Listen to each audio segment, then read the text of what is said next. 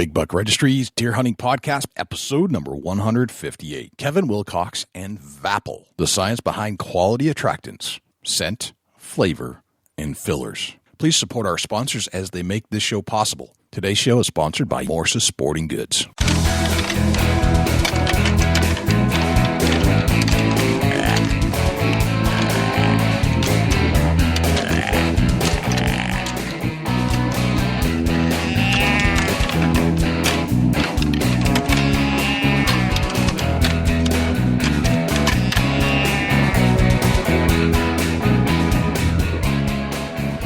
Big Buck Registry is a virtual museum of hunting stories. We preserve a piece of Americana by interviewing and recording hunters about their hunts and experiences from across the country.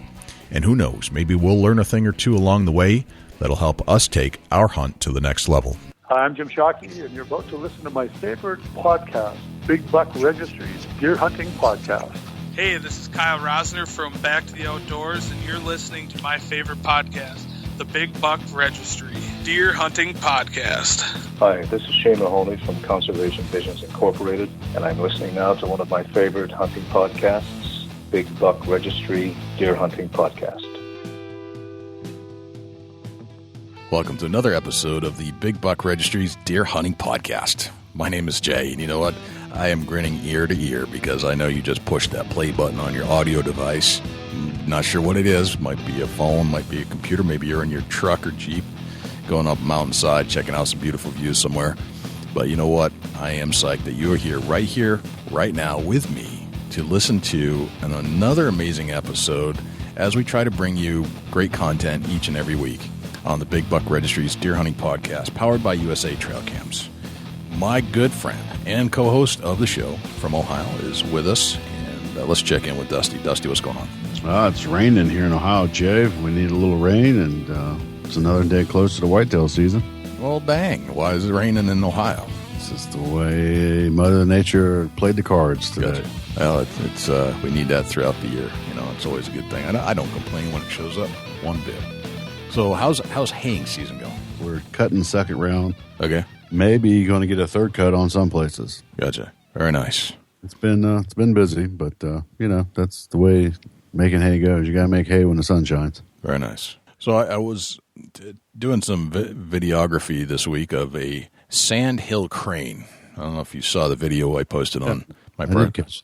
It is kind of crazy. This crane just started hanging out in this field and walking around, kind of like a blue heron would in a swamp or a watered down area, you know. Right. But it was walking around the field. And that's not something we normally see here in New Hampshire. And everybody's been stopping, pulling out their computers and trying to identify whatever the heck this bird was. I confirmed it was a sandhill crane, and I took some video of it. It's actually a pretty neat bird. It has a red head on it. But it's very rare to show up anywhere in New England. Oh, good. They do show up, but they're just not here. It's very unusual. So not sure what's going on, but it was kind of neat. And it was very attracted to that field. Whatever is in that field, it won't leave. You know, the farmer comes in, does a little row of hay, but the crane will be right back in there eating and feeding on whatever's in there. So that was kind of neat. It's probably eating ticks, if I had to guess. Ticks, yeah, possibly. Although there was something it grabbed onto and had to chew hard. I'm not sure what it was. Maybe a big grasshopper. Right. Kind of neat. But it clearly is attracted to this field. And we're talking about attractants in this show today with our special guest, Kelvin Wilcox from Vapple. And yes, I said the word Vapple, V-A-P-P-L-E, like apple, but with a V. And when we were first introduced to this term, it was with Josh Carney, the son of the South, and we were like, what did he just say? Right. I don't know what this is. I've never heard of it. Vapple? Did he say apple? I don't know what he said. Apple? Apple? Right. Vapple? Apple? What the heck's a Vapple? Well, it turns out there's this company called Vapple, and we kind of dug into it because Josh swears by it. He was killing some big deer around it, and the guy that's behind the whole thing is a very interesting guy, and he's a hunter first and foremost, and he developed this product that has this vanilla apple persimmon smell. And he's applied it in various components and products that he's created. And the science behind it is actually fascinating, and I can see why this is doing well and why other attractants might not do so well, because they're not really thinking it through as much. They're really just throwing a bunch of stuff in a bag and putting a sticker on it. Vapple goes beyond that. So we asked Kelvin to join us and talk more about the science of attractants, and he breaks down his entire product line for us and tells us how it all developed. So if you've never heard of Vapple and you want to hear some very interesting information about how these products develop, and especially how Kelvin developed his products, then this is a show for you. Yeah, no doubt about it. But before we get to Kelvin, Jay, let's go to Jim Keller with the Deer News. For the Big Buck Registry, this is Jim Keller with the Deer News. In our first story this week, the ATA announces new policies for press attendees at the trade show. Solicitors, posing as members of the press, have long been a source of frustration for the companies doing business at the ATA trade show. In order to address this issue, the ATA Board of Directors has adopted new guidelines for press badges. Beginning with the 2017 ATA trade show, press members planning to attend must register in advance and pay a badge fee under the new guidelines. Attendees requesting a press badge for the show must register between October 25th and December 22nd this fall. On-site registration by press attendees and/or journalists will not be allowed. Press attendees will be charged $100 if their company or organization has an ATA media membership and $150 for non-member verified press. All press badge applications will be subject to verification by the ATA staff, and ATA reserves the right to reject press badge applications that cannot be verified. The ATA board expects advanced registration to reduce on-site demand for staff members whose primary obligation is helping exhibitors and retailers conduct business at the show. The two changes were proposed by the ATA board of directors during its April meeting. House approves bill to cease federal protection of gray wolf. This article was originally reported by Joe Albert on fieldandstream.com. Last week, the House of Representatives approved an amendment to the $32 billion appropriation bill for funding government agencies, such as the Department of the Interior. The measure also takes aim at the gray wolf's federal protection status. On several occasions, the U.S. Fish and Wildlife Service has attempted to remove the gray wolf from the Endangered Species Act protection, claiming that the species has fully recovered after having once been on the brink of extinction. But lawsuits from opponents have long stymied the efforts. The new measure, however, prohibits the use of funds by the U.S. Fish and Wildlife Service and the Department of Interior to treat any gray wolf in the 48 contiguous states as an endangered or threatened species under the Endangered Species Act after June 13, 2017. Representative Dan Newhouse from Washington said the amendment does not delist the gray wolf, but encourages U.S. Fish and Wildlife to forward with its own proposed listing. The removal of the gray wolf was added to the bill by Newhouse, as well as Greg Walden from Oregon and Kathy McMorris Rogers of Washington. The measure must still pass the Senate to take effect. Should it become law, gray wolf management will be left to the discretion of the states. Mild winter, large deer populations prompt increased hunting permits in 3 northeastern states. This article was originally reported by Hillary Ribbons on OutdoorLife.com. The Northeast mild winter might pay off for northern New England deer hunters this coming season. Maine, Vermont, and New Hampshire all have plans to increase the number of hunting permits issued for the coming season, the Associated Press reports. More deer than average survived the light winter, and wildlife regulators across the 3 states are upping permits to help keep the population at a healthy. Maine's proposed deer permits are up 60% this year over last year, according to Maine's Department of Fisheries and Wildlife, raising the any deer permit number to more than 45,000. Vermont has doubled the number of permits issued in 2015, granting 18,000 antlerless permits for the 2016 season, according to Vermont Fish and Wildlife. New Hampshire also plans to increase permits for the southeastern part of the state from 500 to 750, according to the New Hampshire Fish and Game. We'll have to stay tuned to see if Jay comments on seeing more deer this year. Amendments on Defense Bill take aim at national public land again. This article was originally reported by Bob Marshall on fieldandstream.com. When he said, "It ain't over till it's over," the great American philosopher Yogi Berra was talking about baseball. But he could have been talking about the effort sportsmen have to exercise when protecting fish and wildlife habitat for current Congress. The latest examples are the ongoing attempts to transfer our federal public lands to state and private ownership, and the survival of an important program to protect sage grouse. Sportsmen have achieved some important victories on both issues, but the bad guys never stop swinging, which means it's time to log on to your email accounts and keep fighting, because as you will see, these 2 fights still ain't over. The first issue pertains to sage grouse. An unprecedented coalition of landowners, state and federal agencies, and conservation groups have been working together on habitat restoration to keep the iconic western game bird from being listed as threatened or endangered. But a group of mostly Western GOP House members don't like that idea, mainly because because they want the states to control this issue. Their way to stop the good work are amendments they tacked onto the National Defense Authorization Act, which keeps our military funded and really has nothing to do with the sage grouse. Meanwhile, the Senate has stepped forward with its own version of national defense, and it has none of these sage grouse amendments, thanks to a bipartisan effort to keep the focus on men-at-arms and not birds in the field. Now the two houses get together to hammer out the differences. And that means it's time for sportsmen to send strong messages to their congressional delegations telling them you are watching and want a clean defense bill without any mentions of sage grouse. The next issue is federal public lands. Every time you think the public land issue is dead due to the strong opposition to the idea, some members bring it up again. That happened recently when the House Natural Resources Committee sent a bill to the floor with two measures that would clear the way for the transfer of millions of acres of our lands to the states. Anyone who uses federal lands, such as national forests and BLM property, need to send an urgent email to their House delegations opposing the National Forest Management Act, H.R. 3650,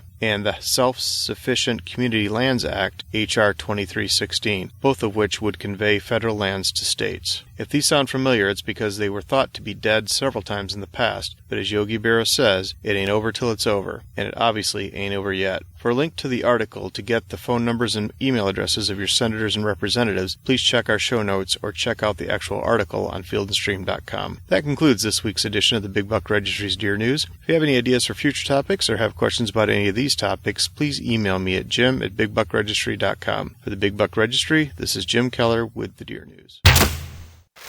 Thanks to Jim Keller for the Deer News. And without further ado, here is Kelvin Wilcox from Vapple. Kelvin Wilcox, welcome to the Big Buck Registry's Deer Hunting Podcast. How are you, my friend? Hey, guys. I'm doing great. Excellent. Excellent. So where are you at right now, Kelvin? Right now, we're sitting in my office in my house, and we just got through working at the shop all day trying to get together some products. So it's been a long one. How about you guys? Y'all been going at it hard?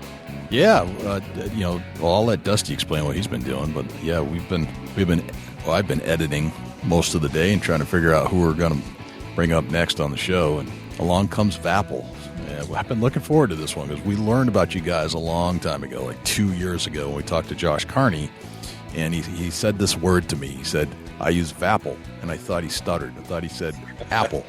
It's like, what, Vapple? He goes, yeah, Vapple, man. You never heard of it? I said, I haven't, but just the name alone captured my attention. Yeah, it's been called Vapple, Vapor. It's been called a lot of things, and but first of all, thank you guys for asking me to come on. And I'm humbled to be a part of your show. But yeah, going back, it's been called a lot of things, and it's pretty unique how it come about. Actually, we started out with vanilla flavor and apple, and we're sitting in camp one night in Kansas, and this is before we even decided to take it to the shelves and sell it. Actually, we were going to just keep it to ourselves, but it worked so well that first hunting trip with about 5 guys, and so we sitting around the house one night, and about 2:00 at night, a buddy of mine just screams out Vapple, and it woke me up, and that was it. It stuck. So since then, of course, we've added other flavors, but yeah, I think it's a pretty cool name. It is. So it started out as vanilla apple Vapple. It's perfect. And I when you sent me some product to take a look at, and I sprayed some of that in my kitchen. Right. I took a whiff, and I was like, wow, now I get it. I totally understand. And I yelled to my wife, come smell this. And when I say those words to my wife, that's the last thing she really wants to come do is anywhere close to me. Come smell this. Come Is that smell really this. what you said? Yeah. No, I said, no, you're going to like this one. This one's good. So she came over and she said, man, that smells delicious. So great job with the name. Great job with the smell. I assume you sent me one of the original flavors and smells, but awesome product. And the reason we have you on the show is I want to learn more about where this came from, how it developed, the purpose, how to use this stuff, because I got a feeling that this stuff is about to go big. I think more and more people are going to hear about it, and it's right up our alley because it's about attracting deer for deer hunting, and it seems like you guys know what you're doing. Yeah, I'll tell you, here in the last year, actually, since the ATA show, this is our 4th year. And the first 3 years were great. We were blessed to have what we had, but we decided this year to we're going to go ahead and jump in deep. And we brought along my son, who is now helping also outside sales, and my son-in-law Jay is over dealer sales, and we're at the point now to where we know we got a great product, we've got great reviews, and we're at the point now that we're going, because we got some interest. When we got some calls this year, that was really humbled to get those calls from people who are big names in the industry and also big box stores. So we're getting out there, Jay, and I'm just excited for the future. So me too. The stuff smells so darn good, and when my wife says, "Yeah, 2 thumbs up," you've got something good.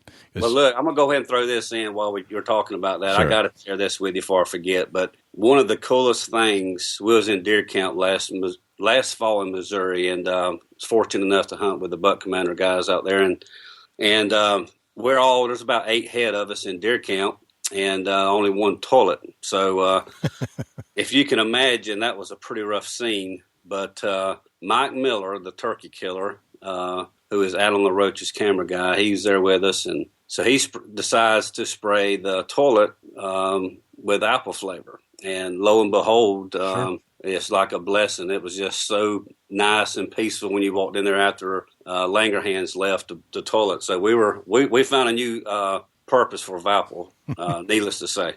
I can't say it hasn't found its way to my bathroom as well. There's stuff called poopery. It might call it Vapory. I don't know. So yeah, well, we've run out of the poopery, so now we're using Vapple. Yeah. I know we're getting off track here. I know we're getting off track. That might make Put that in a little aerosol can, and yeah. I tell you what, most guys appreciate it after a wife get done. Yeah, I know. We get air freshener in the vehicle. I mean, it's been used for so many things. People's told me it's ridiculous, but it's a very versatile smell, and it smells really good. My wife's a chef, so she gets anything that smells good, smells like Vapple. That's a good seal of approval right there. Well, I appreciate that. Cool, Kelvin. Tell me a little bit about yourself. You said was it Georgia is where you're at right now? Yeah, we're in southeast Georgia, Okay. a town called Hazelhurst, Georgia. Gotcha. We're really a small town, and we're about an hour and a half from Savannah. Okay. Where are you from originally? Here in this town. Okay. Yeah, well, I was born and raised here. Born and raised. And Well, you've heard, we live about 6 miles from where the world record largemouth bass was caught. So it sort of gives you perspective of the Okmulgee River and where we're at. Okay. Well, tell me about growing up. What got you in? Were there influences growing up that got you into this career business? Well, I can tell you, since I could walk that I can remember, there was times I can think when I wasn't walking, but when Dad took me hunting. I mean, all my life I've hunted. We grew up on the river.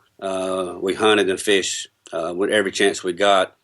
And I remember at a young age, my father, we always, before daylight, would get on a sandbar and build a fire and create that smoke. And Daddy taught me back then about scent cover. And even a couple of times I remember, which was pretty ironic how it's all made a turn here. But back then, even the old timers they used vanillin as a cover scent and as well as an attractant. So, and here we are, 40-something years later, and vanilla was one of my flavors that we started this company. But yeah, Jay, I mean, I grew up in the woods.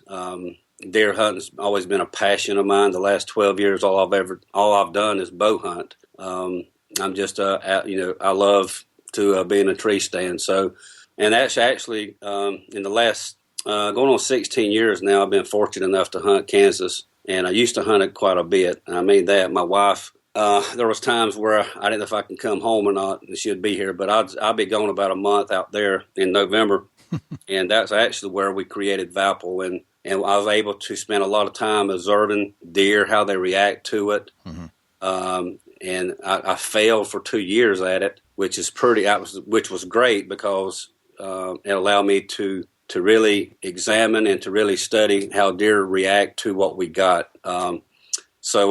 But yes, sir, I've been blessed all my life when it comes to the outdoors. Very nice. It's something that I treasure as well. Now, you relate some of this development back to the vanillin cover scent that they used way back. Yes. Can you tell me more about that? Like, how did they apply it, and how did it Yeah, I mean, it must have stuck in your head as you were. Yeah, it did. I mean, that's, and I can tell you later, I'm sitting in a tree stand back in 2010, and what I'm fixing to tell you came to my mind. But back then, I remember that we used to get it in these brown-looking glass bottles. I don't remember if y'all remember those bottles. Mm-hmm.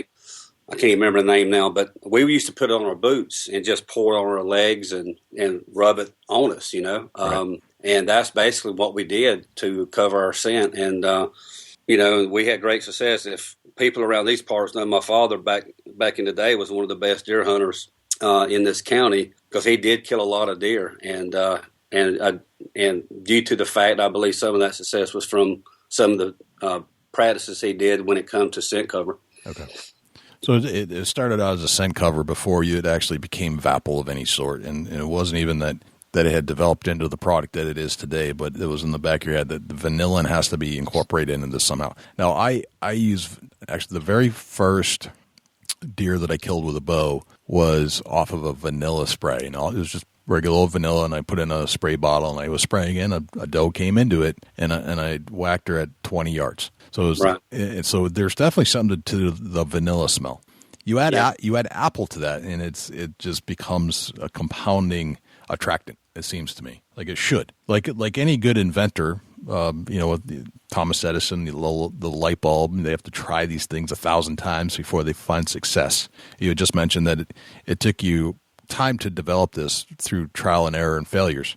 And can you kind of tell us about some of the test trials that you ran and what you decided to change along the way? Yeah, I'll tell you what, one thing that we've done, because, when it comes down to it, to the people that are listening, I mean, you can buy flavors and you can buy basically anything you want to, to create. But one thing I wanted to do, I wanted to be different. I knew if I was going to do this, I didn't want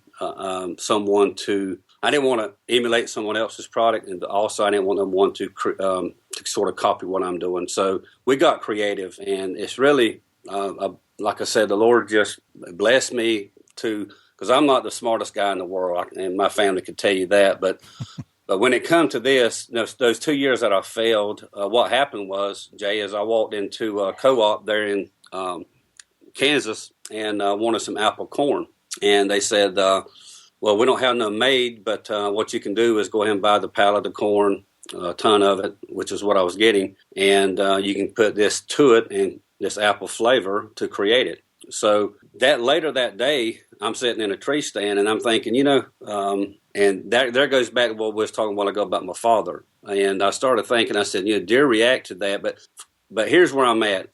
Before then, I kept on getting upset, because out in Kansas, I mean, you're hunting, the wind changes directions, and you don't know, it just gets frustrating. And I had a couple good deer that particular year and the year before, actually, that winded me. And so it just dawned on me, just like a light went off, like you just said. So I remember taking my dead down wind bottle, my wind checker bottle, and I emptied that powder they had in it, and I took what I got from that co-op and put in it. And what was pretty neat is I could sit there and I could puff it, and even though the deer did not react to that like I wanted, but I did get some curiosity there. So then I went back, and keep in mind, I'm there for a whole month, so I had a chance to go back, and I made some calls, and then I started looking for something to add to it, because that first year is way too strong. Mm. What we got, it's way too strong. So a deer is what they call neophobic to a strange smell. It sort of alarms him, so it's not,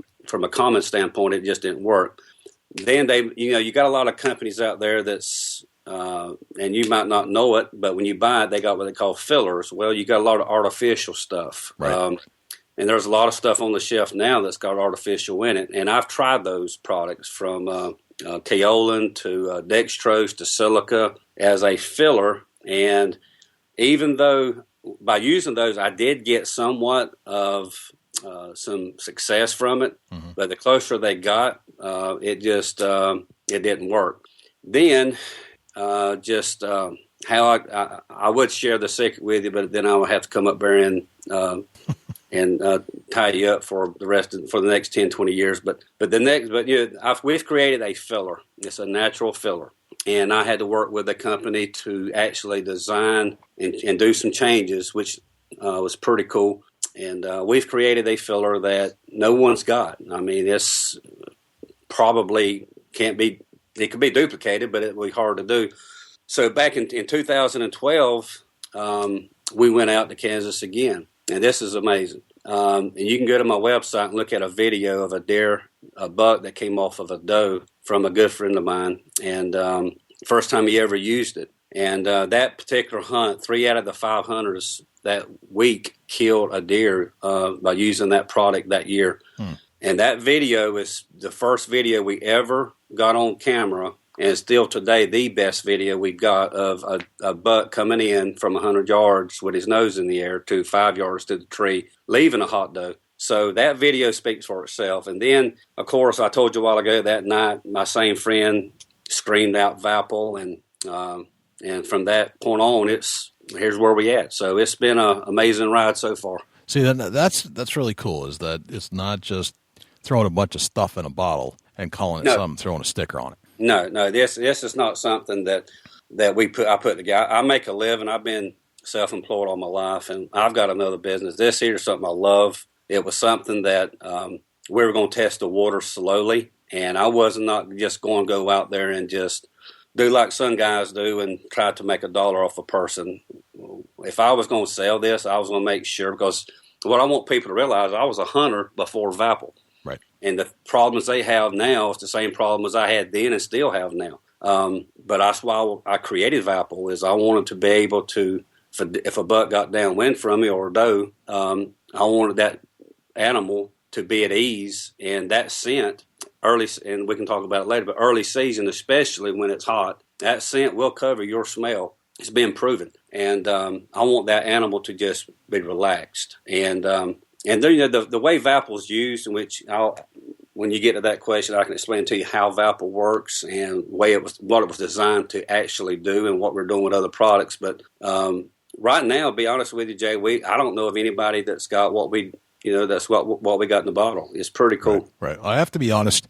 When I heard the word a couple of years ago, I didn't know what it was, but it sounded interesting. Now I'm starting to understand what it is, and we very rarely go to products as the topic of a show unless it's a unique product that we think could be a game-changing, industry-changing type product. Right. So that's where I see Vapple right now. I do believe this is a game changer. It's different. There's been thought, and this is exactly what I love about this particular situation, is that you put thought into this. You put trial and error. You experimented. You failed in many aspects and corrected, and went on like a good entrepreneur would, like a good inventor would, and this is where you are today. So under that premise, this deserves its own show, basically, is what it comes down to. Thank you. I appreciate that. You're welcome. I want to get into what you have to offer as far as the products in your catalog, how to use them, because I'm sure you've learned a lot about how to use these things as you've gone along with your trial and errors. Yeah, when I created the Vapple formulation, that's the whole deal. Was this? We didn't go together like we mentioned. We talked just then. We didn't go out there and just put something together. We actually formulated a product. You got a flavor and you've got a filler, and what we did, we also changed some formulations in that flavor somewhat. Now, the reason behind Vapple, and when I'm sitting there talking to people, whether it's at a trade show, at the ATA show, or customers on the phone, ideally, the beauty about this is our 1 pound bag we got 4 flavors. We've got apple, we got persimmon, we got white oak, and we got sweet corn. And we are going to introduce this year. I was going to wait, actually, but I can't wait no longer. But we're going to introduce a red apple, and it's different. It's going to be unbelievable to what it's going to do for us attracting deer. But the 1 pound bag treats up to a half a ton of feed. Now, going back to what I was telling you a while ago, the dextrose and the silica and all that, it's a good filler, but it's 100% airborne. Therefore, when I was sitting there puffing that bottle, every bit of it was airborne. All right, when I created my formulation finally and got it down, my filler now is an absorbent. So therefore, it's able to take that flavor and to make it to where it can treat a lot of feed. But the beauty about it is once you mix in that 1 pound bag, what I suggest people to do is take it 1 ounce per 50 pounds. 4 ounce bottle would treat 250 pound feeder.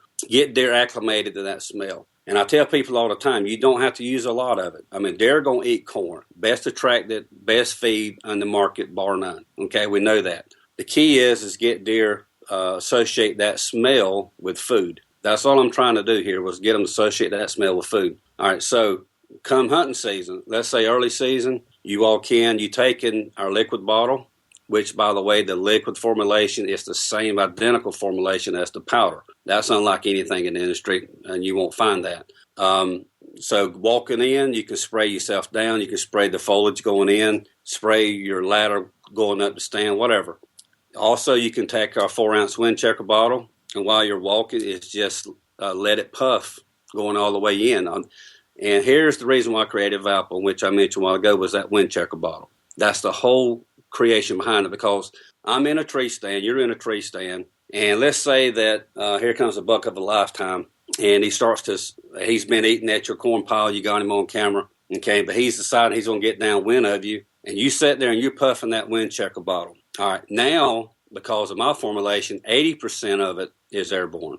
The other 20% are actually particles that has absorbed that flavor, and it's fallen to the ground around you or on the foliage around you, in the tree, on your clothes, whatever. It's absorbed that flavor. So you've got a good scent cover going on. So if this buck gets downwind of you and he smells that, he's not going to be alarmed. He's going to associate that smell with food.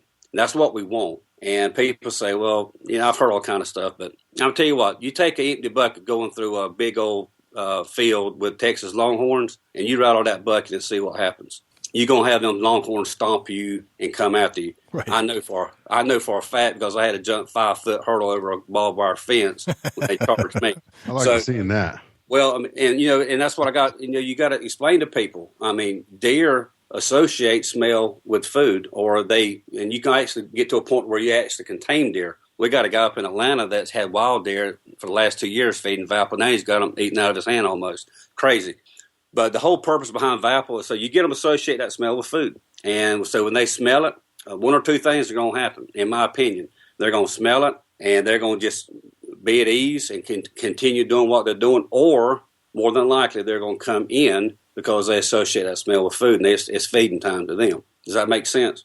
It does. Yeah, for sure. Yeah. Okay. So now, having said that, goes back to the video on the website where the buck has never smelled Vapple before, never had him on camera. This buck comes in 95 yards off of a hot doe to 5 yards to the tree. He has never smelled it, but he associated that smell to him food. That's just one of hundreds of people in the last 4 years has said that that's happened to them. And we got videos, and they are, everything's the same. They come to the base of the tree, and they're sniffing out the ground trying to find those particles, which, by the way, I mentioned a while ago, that absorb that smell. They're trying to find something on the ground to eat because it's holding that smell. So that's why I'm excited about it. I mean, I get blown away every time. I try, to be honest with you, Jay, I try to hunt against the wind. I want to, because we got a camera guy. I got Jay in the tree with me, or Casey, my son, filming, trying to get this stuff to prove to people, because that's the best proof to me is on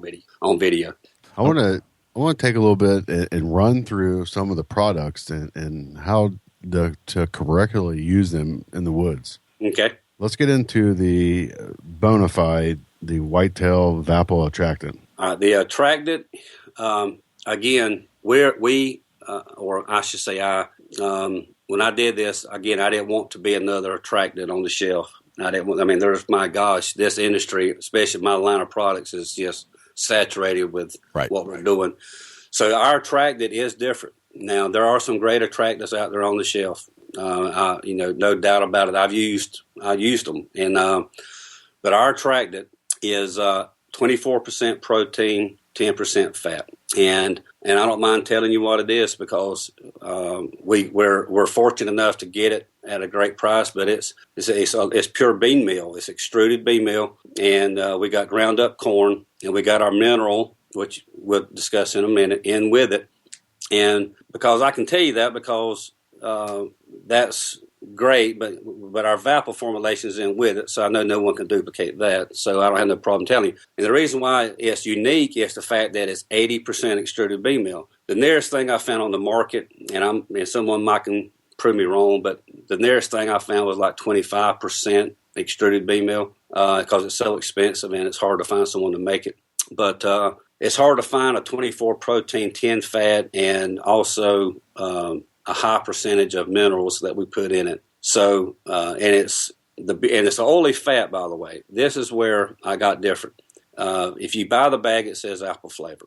Actually, there's another flavor involved there, and it's our apple persimmon combination that we worked on. But when you got an oily fat on top of a extruded bean meal, which everything is a lot of grease, I guess that's the proper word, but it's real oily, not grease, but not like bacon grease, but you know what I mean. It's like chicken wings for deer. Yeah, chicken wings. Yeah. So chicken wings for deer.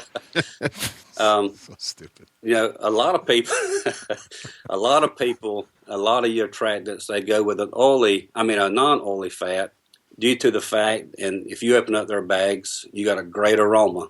Well, that's because there's no absorbance there. Our attractant supplement it absorbed that flavor. We added a lot of product, Vapple our flavors to that, but all it did was absorb it. And I was concerned about it at the first, but now I'm thankful because what has happened is our Vapple formulation is embedded as far as a taste now. And truth be known, our attractant sales in our 20-pound bags and our 5.5-pound bags, which is the same product, is one of our best sellers. More and more people are using it, especially your year-round feeders that are plantation guys and people that like to create some monster deer. They are putting it in their troughs and seeing excellent results. So the Vapple, the Bonafide is just a open, pour, and go. It's a feed. Yeah, it's a pour and go. I mean, we put the 5.5-pound bag on the shelf due to the fact that it's, you got a place, you're going to hunt for a week or 3 days or whatever. That 5.5 pound would do its job. Gotcha. And easy to carry in. And so it's our 20-pound bags, of course, will do the same, but we created that bag for your guys that want to feed deer year round. Gotcha. Give us a rundown of a price range on the 20-pound bag. 20-pound bag is $19.99. The 5.5-pound bag is $9.99. You bang for your buck is a 20-pound bag, don't get me wrong. Problem with the 20-pound bag for you guys, if you ordered it, shipping is going to eat you alive. And so right now we're trying to, we can service pretty much the southern part of the state, southeastern part. We got dealers down here that we actually got a lot of dealers this past year where we can take product to them and service our people. But shipping 20-pound bag, man, it's crazy how expensive it gets. Right, yeah, for sure. No doubt about that. Okay, let's get into the Vapple powder. All right, that's our 1-pound bag. And what's in the 1-pound bag is in the same bottle. It's in the 4-ounce. I mean, it's the same product. So our 1-pound bag would treat up to a half a ton of feed. Our white oak acorn. Did I give you guys some acorn to try? Remember what I sent you to try out? I don't recall seeing acorn. Oh my gosh! I think you sent me the acorn, actually. Yes. Okay, I'll make sure you get some. The acorn we had from the beginning. The problem I had from the beginning is I couldn't get my liquid and my powder to match, and I always couldn't. I lost nights sleeping because of that. Actually, I ain't gonna lie to you. But this past year, I said, we're going to spend what we got to spend. We're going to do what it takes to get a liquid acorn and a powder acorn to match. Guys, I'm telling you, it's absolutely amazing from testing it last fall in Missouri and Kansas what the acorn is doing. It's so strong. But why I brought up acorn and also sweet corn. Sweet corn is going to probably be one of our best sellers this year as well. But those particular bags, I would say for your customers listening, I would say use them 2 flavors for around 800 pounds due to the fact the flavor itself, when we created it, weighs heavier than the persimmon and the apple. So, it weighs out at 1 pound, but it's not as much volume in a bag. You understand what I'm saying? Gotcha. Yeah, it makes sense. And you're saying like 800 pounds of corn then? Yeah, 800 pounds of corn, which is still good for, it's $15.50 a bag, $15.50 a bag, and it treats up to 800 pounds. Now, your persimmon and apple will treat at least 1,000 pounds or more. Gotcha. That's quite a bang for your buck, when you do the figuring on how many pounds that'll treat. Oh, ain't no doubt. I tell you, the actual guy that created Khmer deer, he actually lives in Southwest Georgia. I met him at a show, and he told me, don't stray away from corn and soybeans. That's your deer's two main food sources. Right. And so we know, like I said a while ago, corn is a deer's favorite food. So I wasn't going to stray from it. And but yeah, when you can treat that much feed with that flavor to get to what we're trying to achieve from a deer stand, it's a good deal, in my opinion. Oh yeah, no doubt about it. Talking from experience on feeding a lot of corn per year, I go through several tons of shelled corn, and $15.50 to treat 800 pounds. That's a drop in the hat. That's nothing. Exactly, and like I said, the 4-ounce bottle is the bottle that you use from your tree stand. And that's the wind checker. That's the wind checker, and if it empties, you can take the 1 pound bag and just fill it up. It's the same product. Gotcha. So okay, that's making sense now. You're actually taking the powder, Vapple powder that you're coating your corn with, and using it as a wind checker. Correct. Wow. Okay. Now you understand why I'm saying when a deer smells that wind checker, he's associating that smell with food. Yeah, that makes sense. So just it's something that they're used to if they're already hitting the corn coated pile. Correct. That's right. Gotcha. Okay. Let's get into a little bit of the mineral, the Vapple deer mineral. Vapple deer mineral. I got a good buddy of mine when I was out in Kansas. We sat there and we've formulated the mineral, and since then I've done some changes to it. Nothing major, but I wanted to lower the salt content, which we were already pretty low. We were in the low 40s. And when you come to, there's more minerals out there than you can shake a stick at. But again, I didn't want to be a glorified attractant as far as a mineral. We've got enough of those out there. My whole purpose with the mineral was I wanted to create antler growth and create a good herd, healthy herd. So our mineral right now is less, probably close to 40%, give or take a few, and we got a high calcium, phosphorus percentage in our mineral, along with one of the best smelling flavors that you're going to find. Our mineral is, because it is so saturated in the market, and there are some great minerals out there, don't get me wrong, but there's only a handful of minerals that I would suggest people buy. And what you look at for as a consumer is, the first thing I would look at would be the salt content, sodium. If you've got anything over 50, 55, 60% sodium, you're not trying to grow antlers. You're just trying to attract deer. The deer like the salt, but you can't go too low in salt because then it becomes real bitter to them, and you got to have the sodium there. But our antlers, and again, we got some proof on our Facebook page, and I hope all your listeners will like our page and see some of our pictures. But we've got a deer, Jay, that at 2.5-year-old, he was 125 inches, up in Illinois. Ever since he dropped his horns 2 years ago, he has been eating nothing but our attractant supplement along with our mineral. And basically the way we're feeding him is we're mixing it in, because both of them are granular. So we're in a trough, he's eating 60 pounds of our attractant, and then we're taking a 7.5 pound bag of mineral and we're blending it. That's all he's ate now for 2 years. Now, keep in mind, a 2.5-year-old, he was at 125. And when that 3.5-year-old, he was in the mid-50s. He grew right at 30-something inches in 1 year. All right. This year, if you look at the pictures of him on Facebook, he's probably going to be close to the high 60s or even in the low 70s already. You can tell his massive growth. But that's what our mineral will do. And so you're saying 30 to 40 inches per year additive. Well, he grew 30 inches. I know he went from 125 to a low to mid 50s in 1 year. So yeah, that's pretty impressive. Wow. Yeah, that's for sure some phenomenal antler growth. Yeah, and the beauty about it is I was that guy before now. Hey man, don't tell me, show me. So we had to document it, and we wanted to make sure people didn't think we were pulling their leg. But we got all that on Facebook. in video and also pictures. What's the price on the mineral, real quick? The mineral is $12.50 a bag for 7.5 pounds. So 7.5 pounds for $12.50. Good deal. Yep, that's a good deal. Tell us about the Vapple cover spray.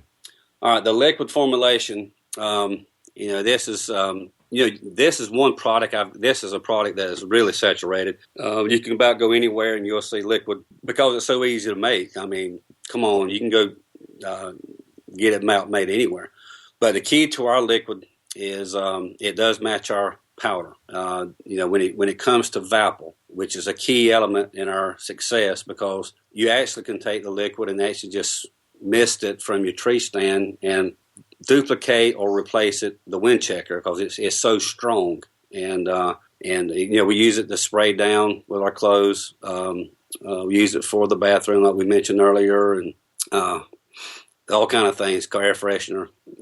But anyway, the cover spray is the whole purpose. I did not want, like I mentioned a while ago, we started out with a white acorn I didn't like because the liquid I couldn't match the powder. Now, if you buy, for example, persimmon powder and you buy our liquid to a deer, I did not want 2 persimmon flavors, him smelling or animal smelling. I want it to be the same formulation. So that's pretty unique. Again, we're the only ones that I know of that's got that type of system to where you got a liquid and a powder that matches. Gotcha. And it sells. And I tell you, and based on, and I've done some research on, and for a 16-ounce bottle, we sell that for $10.25. And most people are selling 8-ounce bottles for that price. So we've got we're not trying to make a killing off our customers. We just want to be successful. Right. Yeah, makes sense. No, it makes sense totally. Let's get into a little bit about the scent-free laundry detergent and body wash. That's another line of product that Vapple offers. Dude, I am stoked about this. I ain't gonna lie to you. I had a guy call me last year. He said, "Look," and I would tell you the name. He said, and it's probably the biggest name in the hunting industry. He said, "Look, these people backed out of carrying our products because there was 2 big names in it trying to make a profit, and the price was so high on the retail end, it just didn't sell." All right, so he came to me and said, "Look, we would like for Vapple to carry our product." And this is, and I sat down with him up in Atlanta, had a long conversation with him because I really didn't know a lot about UV.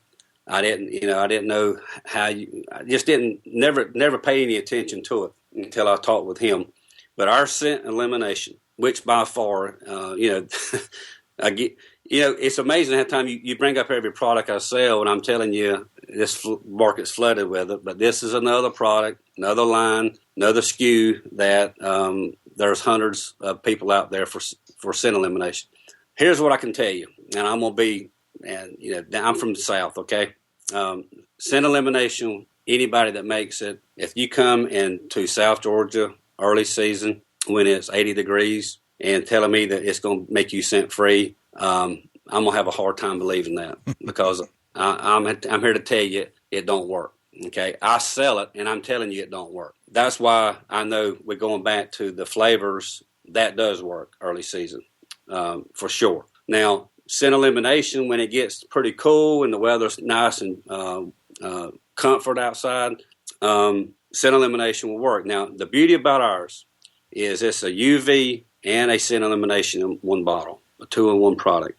So it's eliminating the UVs too then? Yeah. I mean, it's what you do is, Jay, is you take your clothes, you spray them down, set them outside to activate the UV in the sunlight for about an hour or 2. But it'll last you for a week and a half. I mean, it takes the UV out of your clothing. And what I tell people to do, and I did it, I took a black light I bought from Walmart, went in my room and took all my hunting clothes out, and I just shined that black light. And I would say over half my clothes glow blue. Mm-hmm. And that's what an animal sees. That's what a deer sees, and that's what a turkey sees. That's what waterfowl sees. I didn't even know a turkey could see in UV 2-color spectrum until we started doing some research on this. But now it explains why dusty turkeys are, every time I'm thinking I'm going to get one to fall, they run like crazy.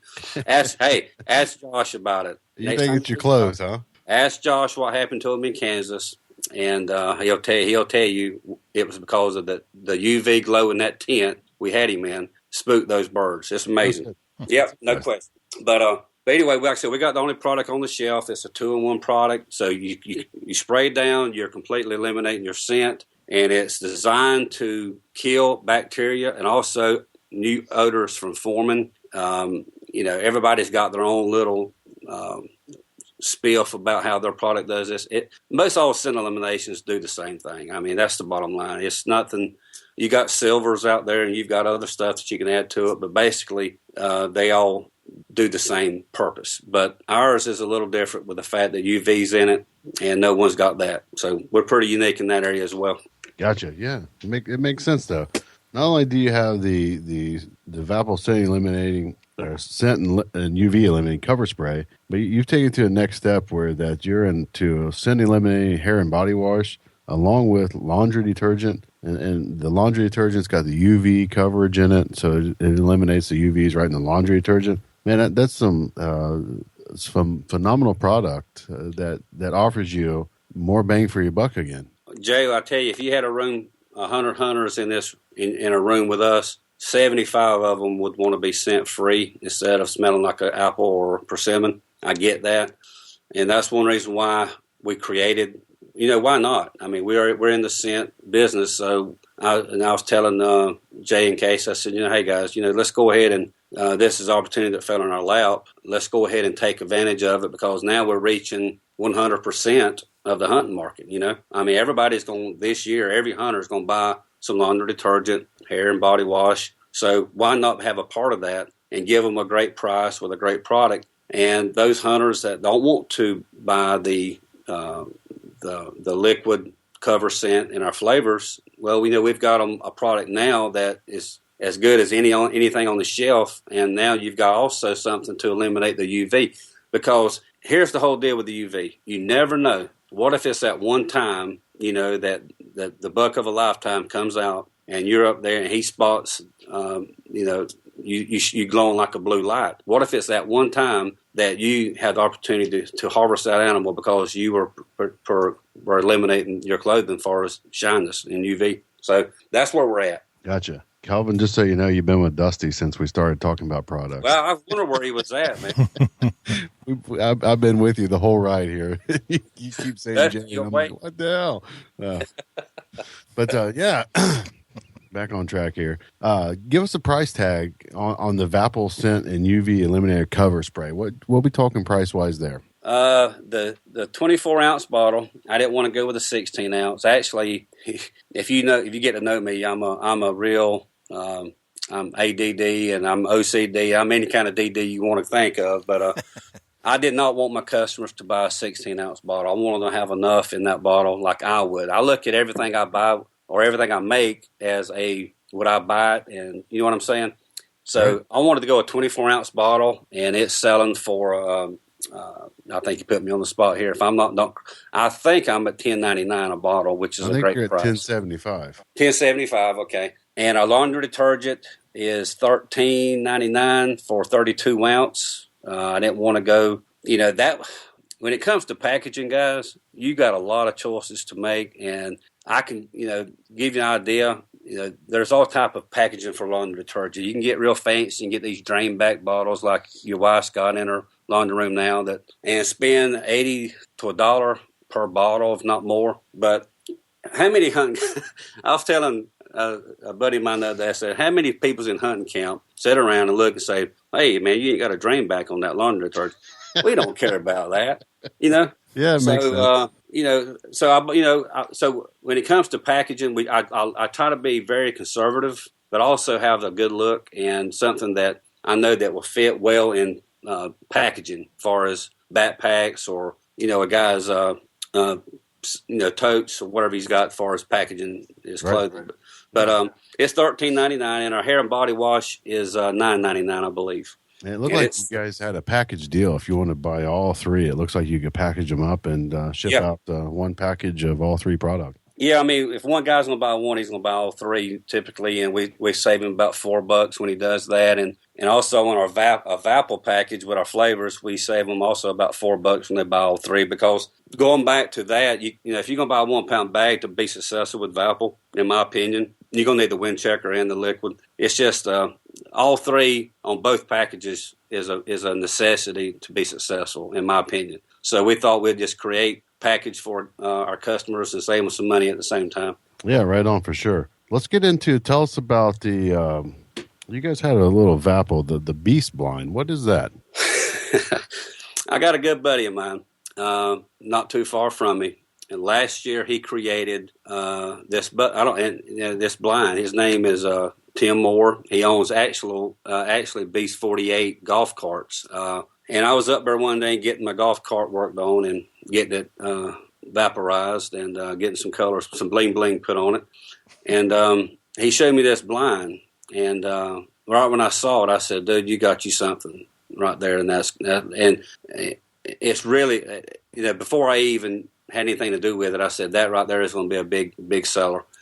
Well, this past year I get a phone call and he says, "Man," he said, "I just need some help. I don't have time to mess with it." He said, "We sold some last year, and would you be interested in marketing it and packing, doing whatever you got to do?" He said, "I want you to just take it over." And I didn't hesitate, and we did some modification and some changes to it. And guys, there is. I can't tell you. We about sold out already, but this is a one-of-a-kind hunting blind. Here's what we got. We got a lifetime warranty on it. It's 108 inches long by 48 wide, which will cover any double, single ladder stands on the market. It's washable, windproof, waterproof, and more importantly, and here's the whole key to me, and this is from a hunter, not a guy who actually is selling it, but from a hunter standpoint, it's portable. How many times in my life have I bought tie straps and burlap and went out there and every year at the end of the year I just throw it away, just throwing away money.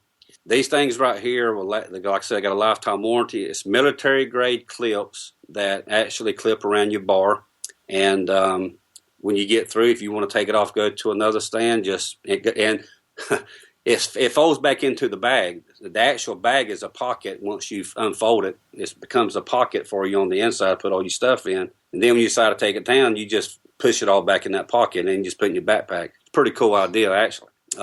One of a kind. And it's right now, all of our dealers, we're making another batch of them as we speak.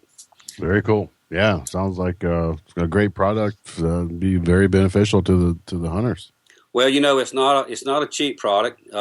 It's very well made. It's made here in Georgia.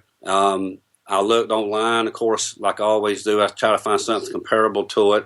And the nearest thing I found comparable to it, which is Velcro, they sold for like $44 and nowhere near the length or the height. And we're retailing these right now for $49.95 up until probably about mid-July. We're going to offer free shipping on those. But for $49.95, you've got something that you never have to worry about buying another one. So gotcha.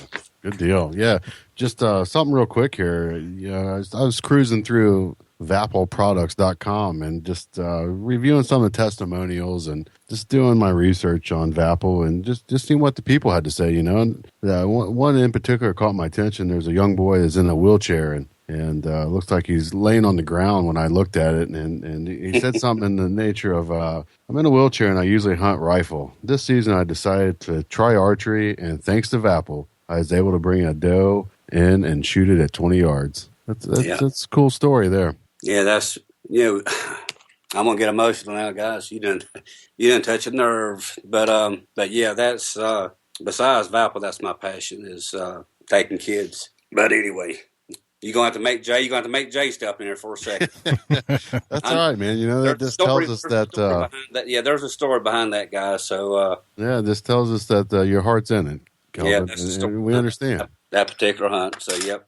But yeah, there's some, that's what's cool about it. And I'm just, like I said, I'm humbled the fact that you get calls from people from anywhere and everywhere. And they say, man, this stuff works. To me, that motivates me to even go even farther because, when you get those reviews, I don't know those people and they buy it from wherever and whenever. And for them to say, man, this stuff works, I feel like I've done something right. You know what I mean? Right. Oh, yeah, for sure. That just makes your hard work and your dedication to your business kind of makes the heart warm, and your hard work always pays off. Yep. Yep. Very cool. Tell us real quick. We're going to get into a whitetail hunt with Jay here in a minute, but tell us where that we can find the product. Right now, when we get through setting up our dealers, as of right now, we're going to have about 65 dealers nationwide, mainly in the southeast Georgia, just about anywhere in Georgia that's got a reputable dealer. That's another thing is we just don't go into any and every store and have them carry our product. They're going to be a reputable store that represents us. Matter of fact, we don't even set up a dealer unless they try our product. And that's just we look at Vapple as a high tier product, not a low shelf, but what's that thing? Top shelf tequila. We're like a top shelf tequila. We're a top shelf attractant, and so for them it's like chicken wings for deer. Chicken wings for deer, correct? Oh, boy. But we take higher standards in our dealers, and we do a lot for our dealers. But anyway, having said that, we're right now going into Alabama. We got some great dealers over there, Graybow Outdoors in Birmingham area, and Big Daddy's up near Chattanooga, and all, like I said, all of Georgia, South Carolina, got some great dealers there. Some, Sportsman's Warehouse. That's one of our first box stores that has taken us on, and I'm real thankful and blessed for them. Gotcha. And we got some bigger box stores, Jay, coming down the pike. That's there again. We're not going. If I can't produce it, manufacture it, and distribute it like we should, we actually turn down a pretty good sized deal because I'm just not in a position yet to handle that kind of volume. Now next year is a different story. We got some stuff coming down the pike that's really exciting. That Lord's blessed us without a shadow of a doubt, and some things that's happened. I don't believe in just coincidence, and some things that's happened that Lord's had His hand on in this business, but. Some good things are coming, but right now, Jay, if you live in New Hampshire where there's plentiful deer and everything, and not like what they are in Ohio, with Dusty. Right. But, hey, Dusty, we do have some dealers in Ohio, by the way. Good deal.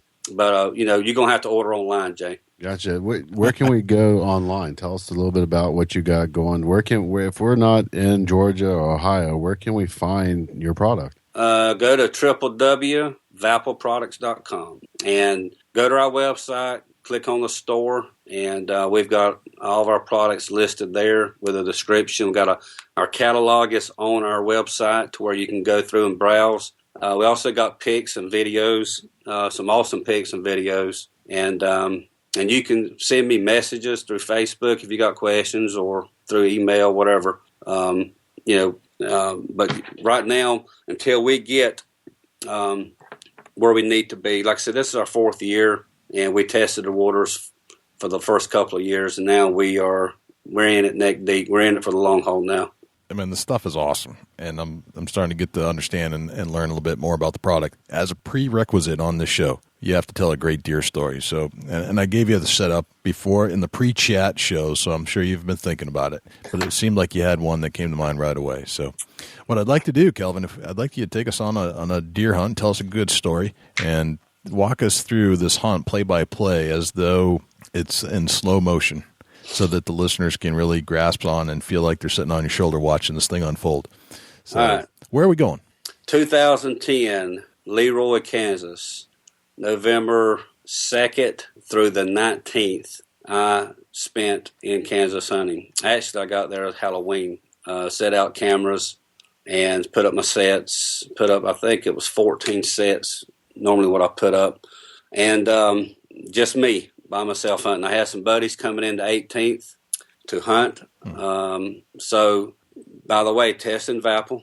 That was the year to where I was in the process of testing, and I got a buck on camera. It's the biggest deer I've ever had opportunity to get on camera. It was and I'll tell you about it here shortly. But anyway, for 18. And that's what I did when I was out in Kansas. When I found a buck I wanted to hunt, I would set multiple stands. And back then, of course, play the wind, and that's the deer I hunted. And I didn't leave him. And I stayed on this deer for from the 2nd to the 18th, 16 days.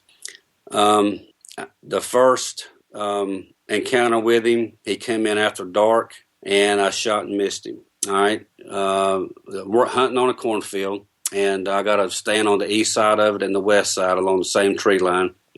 And the wind was, if the wind wasn't right one day, I'd go up the other one. But he was visiting both spots back and forth. And so the next evening, full moon, I'm hunting the east stand. First, the night before, I shot him and missed him in the west stand. So the east stand, I hunted that night, didn't see him, but I'm walking out because I figured he wouldn't shut back up the same spot, But anyway, here I am walking out, full moon, and there he is. It's dark, and I can see him in the full moon. And I kneel down, and he comes to me. He starts walking to me, actually. It's about 15 yards. Really had me questioning myself if was that a good decision to sit there or should have not hit the brush. But anyway, he boogered.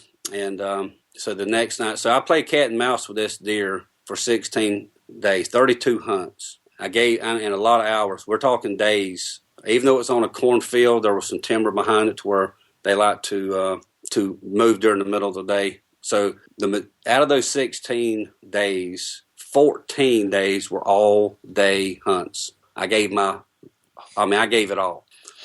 All right. On the 16th day, hunting the east, I'm hunted all day. I'm sitting there. I hunted the east stand. At 4 o'clock, bow's hanging up. I'm not ready. I'm on the phone probably. Who knows what I was doing? Probably eating a bag of chips.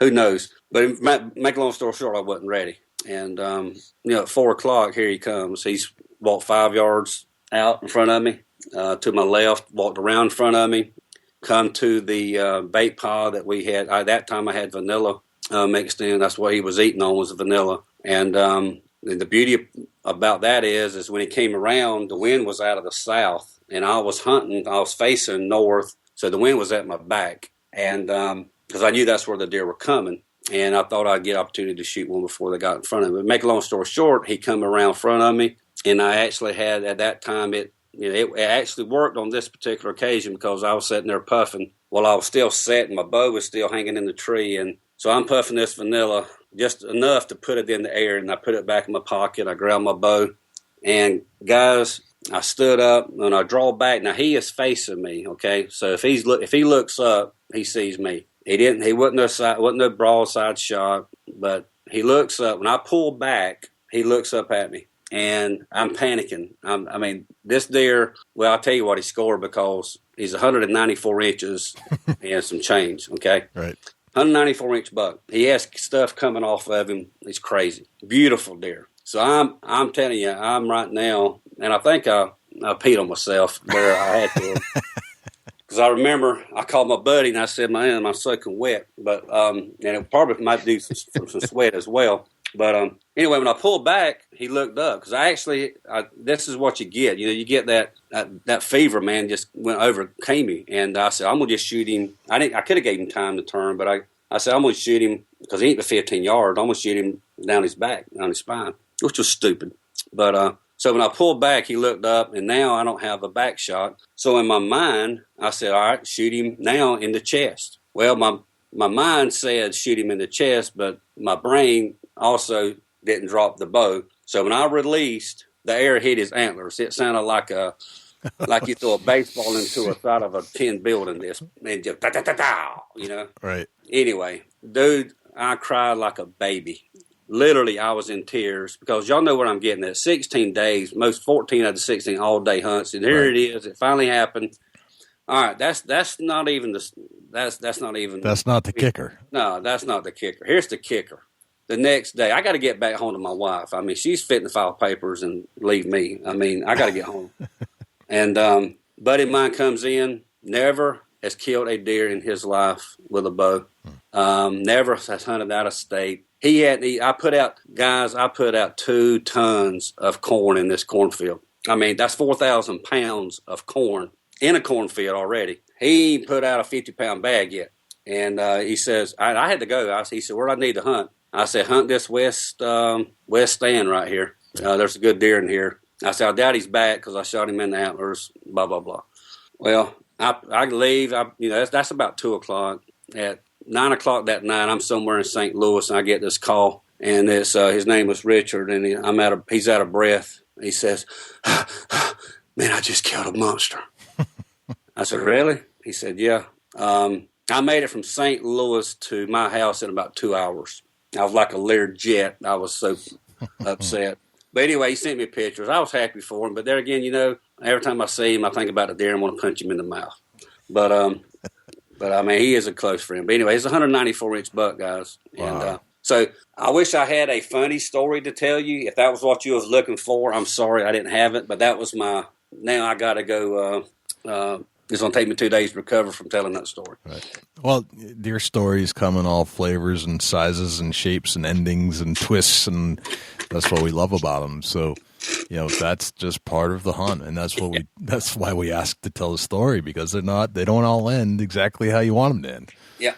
That's life. Well, the most successful hunt, I'll tell you this real quick. Give me about 2 minutes. Me and a good friend of mine who passed away this year, Mike Wise, he and I were in Kansas.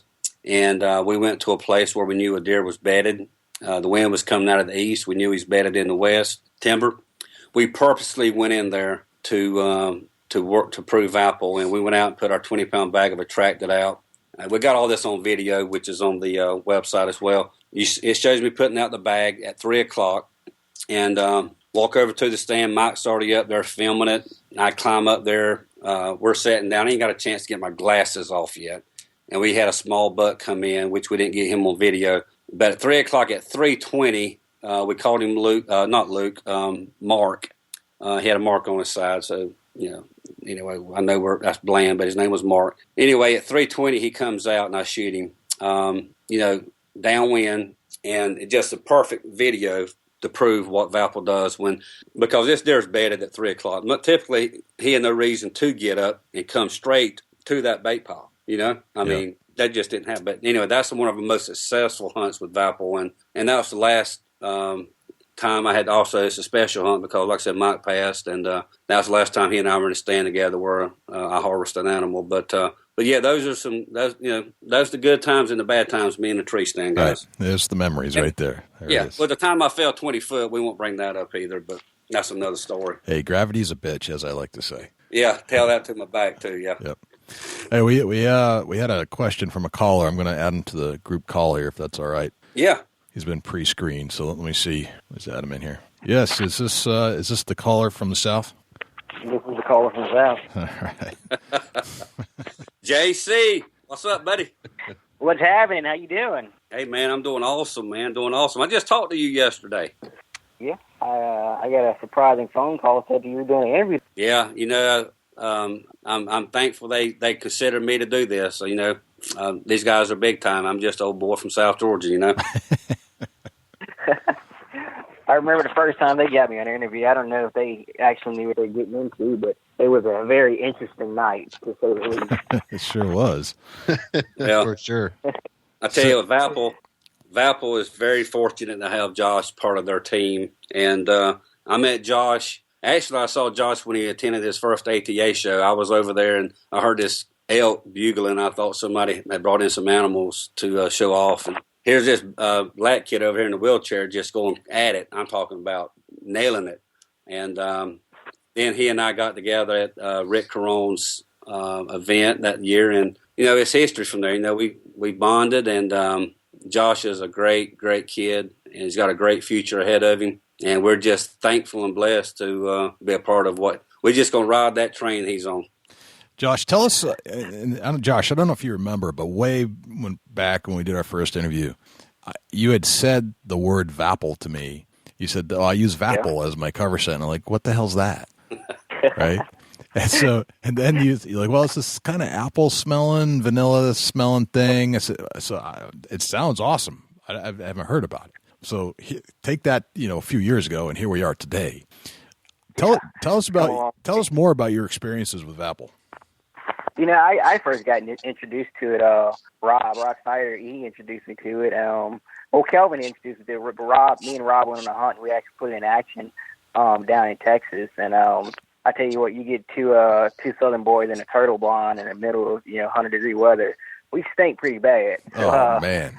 We started spraying it out the window. The wind checker actually was the wind checker they were using, and we threw a couple of douses out the window, and the deer come right down the trail. I mean, it was clockwork, and everything from there is history. Deer come out 13 yards and broadside. I mean, for me, that was a hard shot. I mean, 13 yards is a long way, but I was able to make it happen. And it's got to be 20 you know. for Josh. Oh yeah. Yeah, we heard that about turkeys too. Well, hey, listen, we're not going to go there. We're not going to go there. This is a deer podcast. We're going to talk about deer. Yeah, we ain't gonna talk about all them. We ain't gonna talk about this past turkey season, are we, Josh? No, we're not gonna go there. So back to the Vapple. Let's get to the important part here. And then throughout the years, I started using it more. Started using it on my place here in Louisiana, and the results were speaking for themselves. I mean, the deer were coming to it, and they were just clockwork. And it got to the point where I got to the point where I wanted to smell like Vapple, so I started, taking showers in, and, I thought, it could give me a little browning points, give me, because what woman doesn't like apple pie? I mean, you put brown sugar and apple together, I mean, that's got to be attracted to somebody. That's right. But, Tell 'em. It didn't really work out for me that well. I mean, I don't think I put it on in the right places, but, you live and you learn. And then after that, I started growing, getting to know Kelvin a little bit more and started using more. And this past year is when I really put it to the test and found out what it was all about. I was in Tennessee, and it was August, so it was still hot. And I had went to the gym and worked out and got all sweaty. And in the afternoon, I like to go sit on the field and watch deer. So I left right from the gym and went to the field, and I actually got out and tucked in the wood line a little bit, and I sprayed down Vapple, doused, all my whole surrounding with it, and I literally got pinned down by two does at 20 yards. I mean, it was crazy. And it was 5 more in the field. One started walking to me. I think I scared the daylights out of her when she got, within 15 yards and, finally knew something wasn't right because I was swatting mosquitoes and it was pretty bad. But after that, it was getting dark and, they got out of the field. And, I did a coyote howl and I ran them out of the field. And I went back to my truck. And when I went back to my truck, I got in and the deer come back out the trail that I was sitting on. They come right to where I was sitting and that's where it popped out at. Even after, even after pretending like you're a coyote, that's crazy. Yeah, I mean, it's Tennessee deer. I mean, they're not hard to please, Right. That's insane. That's good stuff. Yeah, I mean, that's just stories like that you hear and you think that's just crazy. But I mean, that's just Josh's story along with several others on Facebook. I mean, it's just some crazy stuff. That's awesome. I mean, Kelvin just posted a picture here recently. He was filling feeders, and a doe was at the feeder while he was filling it, trying to get to Vapple. Yeah, that's my a guy up in Atlanta I was telling you about that. The deer in his backyard. They're wild animals. For the last 2 years, he's been feeding them. It's gotten to the point now to where, and you can see in the picture, the trail cam, the smoke of the Vapple, the dust where the wind was taking it, and a minute later, you see the picture of the deer in with the trail cam where he's coming up to eat it when the guy's still standing there. Absolutely crazy. Wow. That's in 1 minute. Stuff. Yeah, that's crazy. Yeah.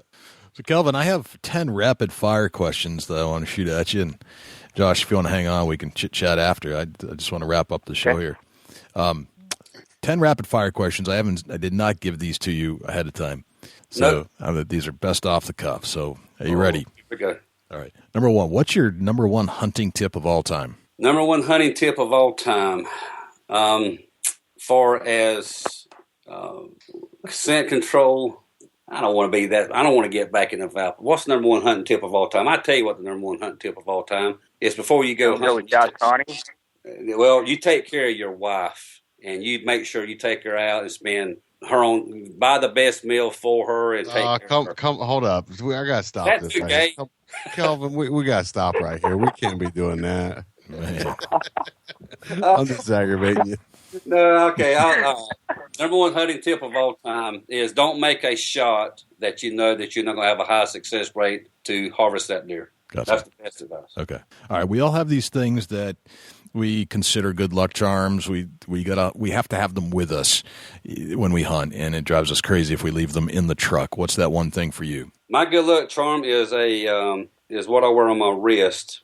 It says I am second, which pertains to the gospel, and just to keep me humble and know where I'm at. And plus, I got a tattoo on the other wrist that gives explanations about what Christ did for us. And those two things are my good luck charms, and that I carry with me always. Right on. All right, you're not going to leave a tattoo in the truck. That's excellent. Can't leave a tattoo in the truck. That's right. All right, what's your biggest pet peeve? Biggest pet peeve is people not doing what they say they're going to do. Gotcha. All right, so you're 48 years old now, Kelvin. 48. What would you tell the 18-year-old Kelvin Wilcox, knowing what you know about life today? First of all, get off the phone. Get off the phone. All right. And don't feel the burn.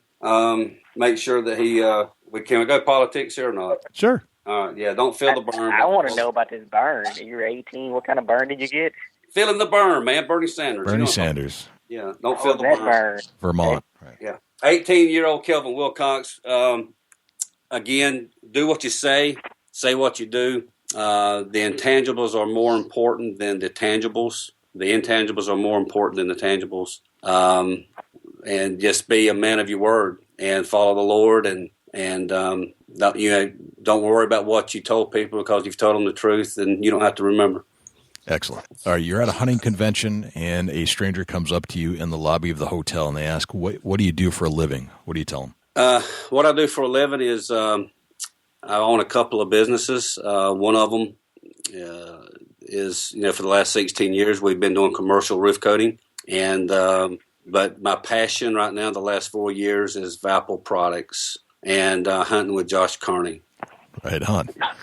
All right. What did you have for breakfast this morning? I think I had, I didn't eat breakfast, but I've been in the shop since daylight. I ate a ham sandwich at lunch. That was it. Okay. No, skip the breakfast, have ham sandwiches at lunch. Yeah, got it. Ham sandwich at lunch. All right. You get your own billboard. It's a white blank canvas. What would you put on it? I don't want people to think I'm some type of religious freak, but it would be that, Matthew 6:33. Right on. All right. Bible verse, yeah. Excellent. All right. If I say the word successful to you, who's the first person that pops into your head and why? I'm going to say Phil Robertson. I got to know the Robertsons. We did some work for them, and reading Phil's book. The word successful from a business standpoint, I get it. I know what people, that's what people, when you hear the word successful, they relate to business. But Phil's more successful, not so much business related. From his work ethics that he created when he was, and I admire that. But what he stands for as a man, to me, that's successful. Yeah, that's a good one. Very good. Yeah. What's a day in the life of Kelvin Wilcox look like? I got my son-in-law Jay Cleese laughing at me. Maybe we should hear Jay's version. Yeah, the last 2 weeks, I can tell you what it looks like. I got powder from my head to my toes, and we smell like apples to sweet corn. We've been making product nonstop, so we're constantly at the Vapple shop. And if we're not there, we're setting up Vapple dealers in the lower part of here of the States. Gotcha. All right, and what's a deer hunting day in the life look like? A deer hunting day would be, an ideal day would be about 25 degrees, no wind, Kansas morning. That would be a perfect day. That would be an all-day hunt. Gotcha. All right, so those are the 10 questions. Okay. Kelvin, this has been eye-opening. I really admire the way you go about developing your products and that you are thinking about the things that you're putting into your packages. And it's not just, hey, let's throw some stuff in a bag and slap a sticker on it and try to sell it. You actually put some thought and developed something that you think is worthwhile from a hunter's perspective, not just from a marketing perspective, which is important, but you came at it as a hunter. Yeah, that's the only way I look at it, Jay, is, we were in the shop today and I was telling Jay here and, weighing out these bags and stuff, because we're fortunate enough to where if you look on social media, and there might be some more, I don't know, but as far as social media, we've only had one bad review. This is amazing, really, if you think about it. One bad review in 4 years out of, I think, 150 reviews there. But I have not had a customer call me and say, we want our money back or this didn't work. It just ain't happened. That there, I think, speaks for itself, but also it goes back to us as far as credibility when it comes to what you just said. We are trying to develop. We put a lot of time. Most of all, besides the feed, we make everything in-house just about. Besides the blinds, we make it in a sewing factory, of course. I'm not a sewer. But we make it in-house because R&D is very important to me, to where if a 1 pound bag, it's going to weigh 1 pound, but today it weighed like 1.4 ounces. And Jay said, we're going to be over. I mean, well, let it go. I want to make sure when a customer gets our product that first of all, his first thought is that company right there is, they're going to have my business for a long time. That's the bottom line. Right. And them be successful as well. And that's exactly what I have respect for. And as the people who are hunters that are listening to the show, they'll key in on that. I think that's why you're going to be successful with this product. It's fantastic. You've got my wife's approval, you got Josh's approval, you got Dusty's approval, and it's actually one of the most unique products I've seen out there. And let's face it, a lot of the things that you have are in a saturated market, but somehow you figured out how to bust through all those layers of saturation. So congratulations on what you did, and please keep up the great work. And thank you for joining us on the Big Buck Deer Hunting Podcast. Guys, it's been my pleasure, and thank y'all for even asking me to do this. It's been a lot of fun. Kelvin's a heck of a guy with a lot of knowledge about what he's got going on as far as the Vapple products, and I'm thrilled to try him out.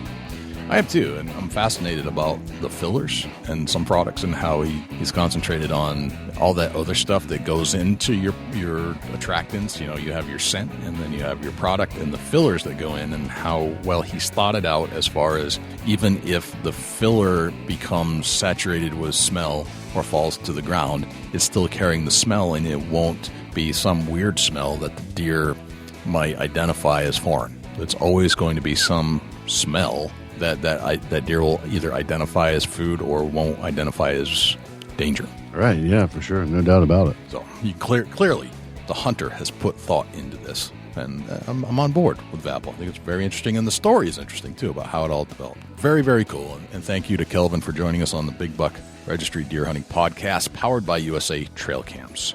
Dusty, do we have a Chubby Tines tip of the week this week? Yeah, we do. It's actually something I'm getting ready to go do myself. And the Chubby Tines tip of the week is sponsored by Morse's Sporting Goods. Firearms, used firearms, bows, used bows, located at 85 Kentucky Falls Road in Hillsborough, New Hampshire. Give Jim a call at 603-464-3444, morsessportinggoods.com. Your dollars go further in New Hampshire. There's no sales tax. Morse's Sporting Goods. That's my walking in and out trail, Jay. I like to set up 2 or 3 different escape routes to get in and out from my tree stand. One being for the wind, 2 being for scent control on different approaches, a few different times a week. I go in and I try to either weed whip down with a weed whacker, keep the foliage down where it's nice, comfortable walking for me and my equipment, and I'm not dragging myself or my linens on any tree limbs or small shrubbery or weeds. And I tried to make at least 3 entrance and exit points, one being straight behind my tree stand, one to the right or one to the left.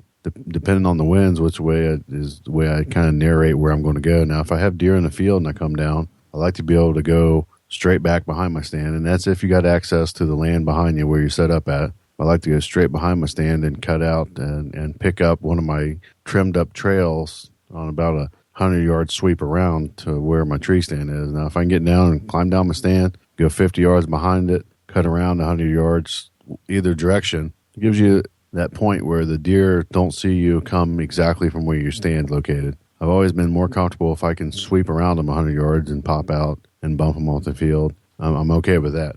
But I don't want to be climbing down my stand and walking directly out into the field or where the area that the deer might be with just introducing the knowledge of where my stand location exactly is. I'll take that for, what it's worth. You just got to be real slow and real easy when you're climbing down. If you got deer out in your fields, you take it easy, take it slow, climb down real nice and gentle, don't make no noise. The odds are if you wait till dark, they'll allow you to slip down that tree and get out of there without them ever knowing where your tree is. That's a great tip, man. So, in other words, trim and pay attention to your entry and exit points and make it super quiet and easy so as not to alert the deer and not go through where they're typically going to be when you're going in or out. Yeah, I've gone as far as spraying Roundup down my walking trails. That way it's bare dirt when I go in and out of there. It seems like the dirt will hold a little bit of your scent if you got something on your boots or, as you're walking. Mm-hmm. But it seems like the dirt neutralizes that scent pretty quick after you've passed by. I've literally watched deer walk right down the same trail I walked in on, and it's bare dirt, and they haven't busted me where I've been walking. So makes sense. Makes a lot of sense. Things, just little things like that could maybe change the way your hunt ends and your end result. I think dirt carries a lot of neutralizing particles in its contents, and also has its own smell, so it very easily covers over any smells that you might have introduced very quickly. That's a great tip, man. Very nice. Thank you to Morse's Sporting Goods for sponsoring the Chubby Tines Tip of the Week. And Dusty, where can we find you when you're not hanging out here on the mic with me? Shoot me an email, dusty@bigbuckregistry.com. You can look me up on Facebook, facebook.com/Chubby Tines Outdoors. And I'm on Instagram @ChasingAntler. Jay, where can the people reach out to you when you're not on the mic? Well, I have a couple of announcements to make. First, I'd like to say that within the next 7 days, you'll find our podcast on iHeartRadio. So I don't know if you've ever heard of them. They seem to be everywhere across the world. It will rival iTunes and Apple by far. So check us out on iHeartRadio in the next 7 days from when this show launched.